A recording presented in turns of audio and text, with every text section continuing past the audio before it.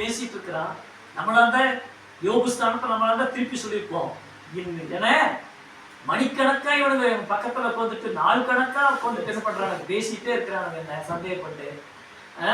இப்ப என்னடான்னா ஆண்டவரே இவங்களுக்காக ஜெபம் பண்ண சொல்றாங்க, நான் பண்ண மாட்டேன்னு சொல்லியிருப்போம். ஆனா யோபு என்ன செஞ்சாரு, பண்ணுனாரு. அப்ப யோபு முகத்தை பார்த்தா யோபுடைய சிறையிருப்பை மாத்தினால் அவங்களே மன்னிச்சு ஆண்டவர் விட்டுட்டார். அல்லேலூயா. யோபுக்கு இழந்து போனவை எல்லாம் அவன் வீட்டுல சகோதரி கூட இருக்கிறவங்க எல்லாரும் பார்க்க வந்தவங்க எல்லாம் வெறும் கையை வீசிட்டு வரல. ஒவ்வொருத்தர் தங்க காசுகளையும் ஆபாரணங்களையும் தங்க ஆபாரணங்களை கொண்டு வந்து கொடுத்து என்ன செஞ்சாருங்க, ஆறுதல் படுத்திட்டு போனாங்க. அல்லேலூயா.